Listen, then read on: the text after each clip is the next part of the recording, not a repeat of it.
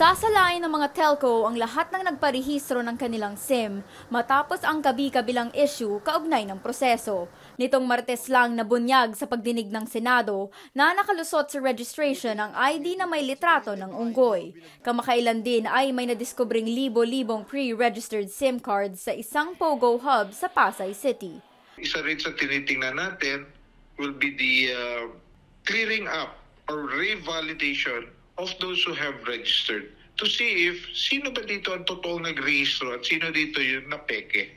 Para sa isang dating commissioner ng National Privacy Commission, importante ang magiging post-registration validation na kayaan niya ng telcos na gawin. You have to use technological advancements to do that. That would be, using algorithms or artificial intelligence. Doon kasi malalaman, gorilla ito, and ito tunay na tao.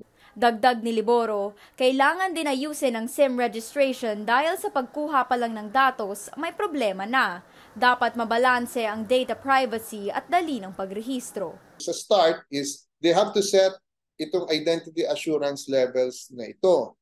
Sa datos ng National Telecommunications Commission, mahigit 118 million ang nagparehistro ng kanilang SIM.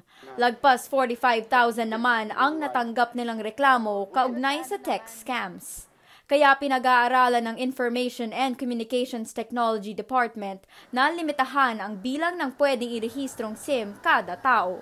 4 na SIM ang gusto nilang limit pero nais itong taasan pa ng telcos. Mag-set tayo muna ng standard limit na 10.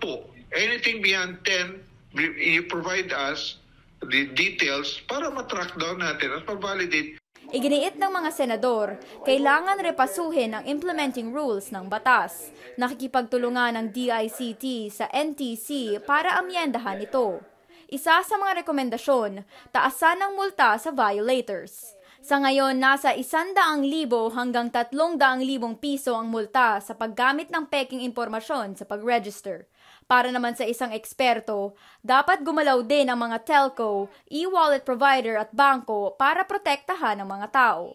Pag ang mga SIM card na to laging nagpapadala lang, i-block mo na kagad. Ito yung mga pwedeng gawin ngayon ng mga telco. Using AI, makikita nila yung mga fake na mga ID na pinapadala. Yung mga bangko, e-wallet services, kailangan magkaroon sila ng dedicated human customer support para i-report ang scams.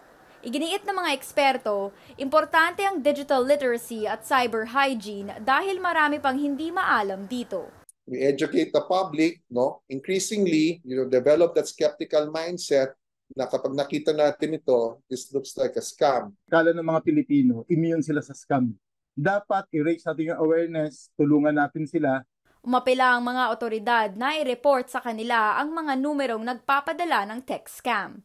Ilalabas nila ang nirepasong implementing rules ng SIM registration matapos ang pagpulong nito sa mga telco. Paige Javier, CNN Philippines.